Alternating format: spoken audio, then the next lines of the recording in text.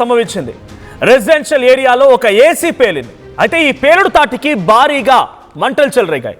మంటల్లో సుమారుగా 9 మంది ఇప్పటికే మరణించినట్టు తెలుస్తోంది. అయితే మృతుల సంఖ్య మరింతగా పెరిగే అవకాశం కూడా ఉంది. ఘటనా స్థలానికి చేరుకున్న ఫైర్ సేఫ్టీ అధికారులు 14 ఫైర్ ఇంజిన్లతో మంటల్ని అదుపు చేస్తున్నారు అక్కడ సిబ్బంది. అంటే అర్థం చేసుకోండి, అక్కడ ఏ స్థాయిలో అగ్నికిలు ఎగిసిపడుతున్నాయో 14 ఫైర్ ఇంజిన్లు చేరుకున్నాయంట. 10 మందిని రక్షించాయి రెస్క్యూ టీమ్స్. అండ్ ఇప్పటివరకు 9 మృతదేహాలను కూడా గుర్తించారు అధికారులు. ప్రస్తుతానికి రెస్క్యూ ఆపరేషన్ ఇంకా కొనసాగుతోంది. క్షతగాత్రుల్ని స్థానిక ఆసుపత్రికి తరలించారు. Massive fire breakout early morning at 3:30 AM to 3:50. తెల్లవారుజామున 3:30 నుంచి 3:50 సమయంలో వివేక్ విహారీ షహదారా అనేటువంటి ఈస్ట్ ఢిల్లీలో వివేక్ విహార్లో ఈ ఏసీ బ్లాస్ట్ అయింది. సో ఏసీ బ్లాస్ట్లో కారణంగా ఇప్పటికే 9 మంది మరణించారు. వారి మృతదేహాలు కూడా వెలికి తీశారు. ఇంకా 10 నుంచి 15 మంది ఆసుపత్రిలో చికిత్స పొందుతున్నారు. ఇంకా ఈ మరణాల సంఖ్య పెరిగే అవకాశం కూడా ఉంది. అక్కడ సుమారుగా 2 నుంచి 4 ఫ్లోర్లు ఉన్నాయి. ఒక్కసారిగా 2 నుంచి 4 ఫ్లోర్ల వరకు మంటలు చెలరేగడంతో ఈ ప్రమాదం వాటింది. Some residents couldn't escape time due to smoke and blocked exits. So ఒక్కసారిగా కొన్ని ఎగ్జిట్స్ అన్నీ కూడా బ్లాక్ అవ్వడం, 2 నుంచి 4 ఫ్లోర్ల వరకు మంటలు వ్యాపించడం కూడా ఈ ప్రమాదంలో ఇంతటి స్థాయిలో మరణాలు సంభవించడానికి గల కారణమైంది. సో 9 మంది ఇప్పటికే మరణించారు. ఇంకా మరణాల సంఖ్య పెరిగే అవకాశం ఉందంటే అక్కడ ఎటువంటి సిచ్యువేషన్ అర్థమవుతోంది. సో రెస్క్యూ ఆపరేషన్ కూడా కొనసాగుతున్నాయి. The fire accident is likely due to an electrical issue. So electrical issue కారణం కూడా ఈ ఫైర్ యాక్సిడెంట్ జరిగినట్టు తెలుస్తోంది. సో ప్రెసెంట్ ఇది ఒక ఆందోళనకు గురి చేసే అంశం ఈస్ట్ ఢిల్లీలో జరిగింది. ఒకసారి ఆ విజువల్ చూద్దాం.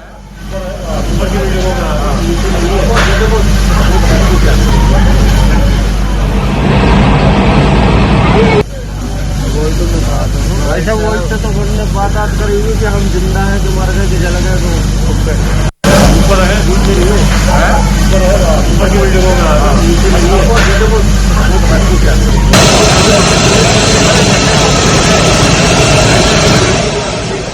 ఎగ్జాక్ట్గా ఈ ఘటన జరిగింది 3:15 ఈరోజు తెల్లవారుజామున 3:15 చిన్నగా స్పార్క్ వచ్చిందట. అక్కడ ఒక ఐ విట్నెస్ చెప్తున్న ప్రకారంగా ఇది డెఫినెట్గా ఏసీలో నుంచి వచ్చిన మంటలే, చిన్న ఎలక్ట్రిక్ షార్ట్ సర్క్యూట్ కారణంగా ఇది వచ్చింది బహుశా అన్నట్టుగా చెప్పారంట. సో అప్పటి వరకు చిన్నగా ఉన్నటువంటి ఆ మంటల్ని ఆరిపేద్దాంలే లేకపోతే సంథింగ్ ఏదో వాళ్ళంతా టెన్షన్లో హరిబరిలో ఉన్నారు. అంతలోనే ఈ మంటలు కాస్త 2వ ఫ్లోర్ నుంచి 4వ ఫ్లోర్ వరకు వ్యాపించాయి. ఎగ్జాక్ట్గా 3:47కి ఫైర్ ఇంజిన్కి ఫైర్ సేఫ్టీ అధికారులకి ఫస్ట్గా కాల్ వెళ్ళింది. ఆ తర్వాత అక్కడికి ఫైర్ టెండర్స్ అధికారులు వచ్చారు. ఫైర్ సెక్యూరిటీ అండ్ ఫైర్ ఇంజిన్తో సహా అక్కడికి చేరుకున్నారు. మిగిలినటువంటి రెస్క్యూ సిబ్బంది కూడా చేరుకున్నారు. సుమారుగా 14 ఫైర్ ఇంజిన్లు అక్కడికి చేరుకున్నాయి. ఆ ఏసీ బ్లాస్ట్ కాస్త ఈ మంటలు 2 ఫ్లోర్ నుంచి 4 ఫ్లోర్ల వరకు వ్యాపించాయి. చాలా పెద్ద మొత్తంలో ఆ మంటల్లో ఆ ప్రాంతం అంతా కూడా చిక్కుకుపోయింది. మెట్ల మార్గాన వద్దామంటే రావడానికి వీల్లేదు, లిఫ్ట్లో వద్దామంటే అవకాశం లేదు. సో దాదాపుగా 9 మంది ఈ ఘటనలో స్పాట్లోనే మరణించారు. సమ్ డ్యూ టు డైరెక్ట్గా ఫైర్ తగలడంతో కొంతమంది, ఇంకొంతమంది శ్వాస ఆడక ఉక్కిరి బిక్కిరి అయిపోయి ఆ పొగలోనే చిక్కుకొని చనిపోయిన వారు ఇంకొందరు. సో 9 మంది మరణించారు. ఇంకా అక్కడ చాలామంది క్షతగాత్రులు అంటే కొంత అస్వస్థతకు గురైపోయి ఇంజూర్ అయిపోయిన వాళ్ళంతా కూడా 10 మంది పైగా ఉన్నారు. వారంతా కూడా ఆసుపత్రిలో చికిత్స తీసుకుంటున్నారు ప్రజెంట్. సో వారంతా కూడా నిద్ర సమయంలో తెల్లవారుజామున అంటే దాదాపుగా మంచి గాఢ నిద్రలో ఉండుంటారు. సో 3:15 సమయానికి జరిగినప్పుడు ఒకే ఒక్కరు మాత్రమే అక్కడ దాన్ని సెన్స్ చేయగలిగి దాన్ని గమనించగలిగారు. కానీ మిగిలిన వారంతా పడుకొని నిద్రపోయి ఉన్నారు. ఆ మంటలు మాత్రం చాలా వేగంగా వ్యాపించాయి. అయితే ఎవరు గమనించకపోవడం, అందరూ నిద్రమత్తులో ఉండడంతో వాళ్ళు తేరుకొని ఏం జరిగింది తెలుసుకొని బయటికి కిందికి వద్దామనేసరికల్లా దాదాపుగా ఆ బిల్డింగ్ మొత్తం కూడా మంటలో చిక్కురిపోయింది. సో తర్వాత సుమారుగా అక్కడ బాల్కనీస్లో కానీ లిఫ్ట్లో కానీ వద్దామంటే ఇటువంటి ఆప్షన్ లేదు. సో చాలామంది అక్కడ ఇటువంటి హెల్ప్లెస్ సిచ్యువేషన్లో ఉండిపోయారు. ఎటువంటి ఎగ్జిట్ దారులు లేవు, అన్నీ మూసుకుపోయాయి. దట్టమైన పొగ, ఓ వైపు నుంచి మంటలు ఎగిసిపడుతూ ఉన్నాయి.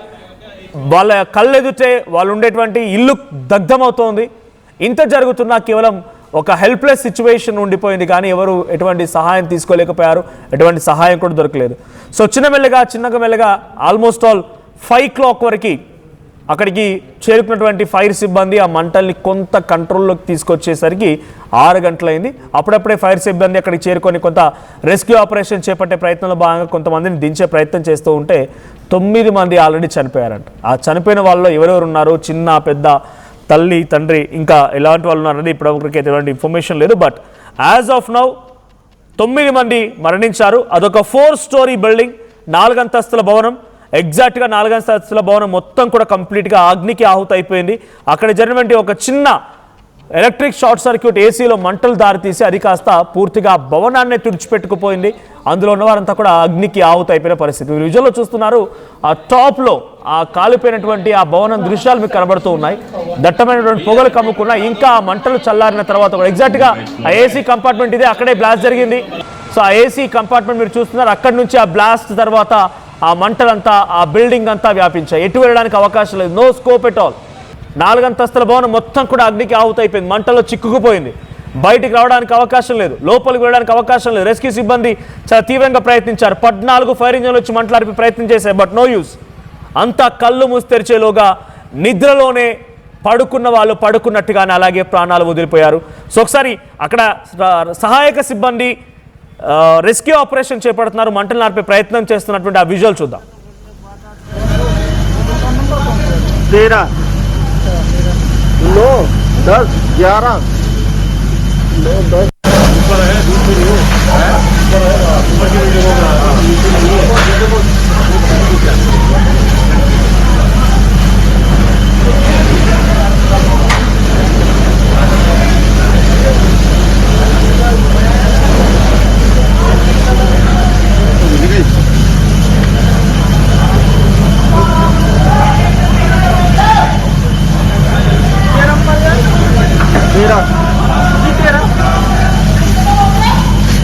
अरे ये आंटी फंसी हुई थी, ये आंटी फंसी हुई थी.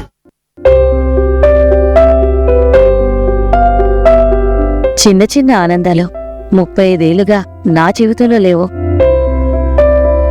35 ఏళ్లుగా నేను డైపర్లలో బ్రతికాను. 6 సెంటీమీటర్ల ఫిస్టులా నా మూత్రాశయంలో లీకు కారణమైంది. ఎవరూ నాకు సహాయం చేయలేకపోయారు.